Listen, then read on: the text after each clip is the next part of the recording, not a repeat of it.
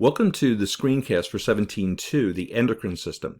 Before we get started on this, I want to mention that there will be two animations, two videos linked at the end of this section, at the end of this screencast. One for the nervous system, which talks about neurons and nerve cells, and one on the endocrine system itself, what we're covering now. So please make sure that you watch both of them. They'll make the quiz a lot easier.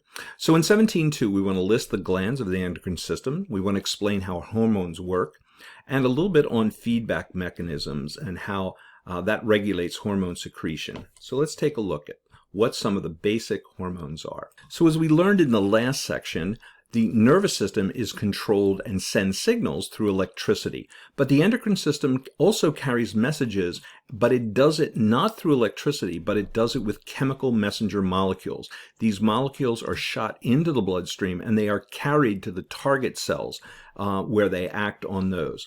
Hormones in general act much slower than compared to the electrical messages that are conveyed by the nervous system. Here are the glands of the endocrine system and where they're located. So let's take a look at these. The pineal, the hypothalamus, the pituitary, they're all up in the brain. Then the thyroid is in your neck area, the thymus a little bit lower. Your pancreas down by your stomach and digestive system, also the adrenal glands. And your sex glands are down in your pelvic area. So those are the major glands. So as we mentioned, endocrine hormones travel throughout the body in the blood. However, they only work on certain types of cells, and they're called target cells. And it's affected by a particular hormone because it has receptor proteins that are specific to that hormone. There are a number of different types of hormones, and one of them is the steroid hormone. Steroid hormones are made of lipids, such as phospholipids or cholesterol. They're fat soluble, so they can diffuse across the plasma membrane or the cell membrane, as we have here. Here we have a steroid hormone coming in. It binds with a steroid receptor. It comes into the nucleus and works on the production of a new type of protein. So the hormone out here comes into the cell, goes directly into the nucleus of the cell, binds to the DNA, and directs a new protein over here.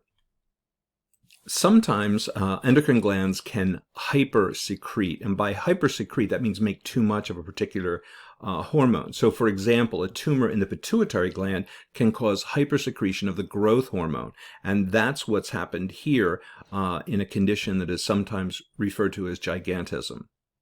So make sure that you read this lesson summary and refer back to anything in the text that you don't understand. And then let's move to the next slide. Here is Ali Astrocyte. This young neurobiologist has a YouTube channel, and she does a wonderful job of explaining neurons and the nervous system in this one called What is a Neuron? Now she's got other animations and other videos on her channel. Feel free if you find this interesting, or she has one on the action potential and the resting potential that you might find interesting for our chapter. And then this last one from TED Ed, which is How Do Your Hormones Work, will also have this link at our end screen, also on the presentation itself. Good luck on 17.1 and 17.2 on the quiz, and we'll talk to you later.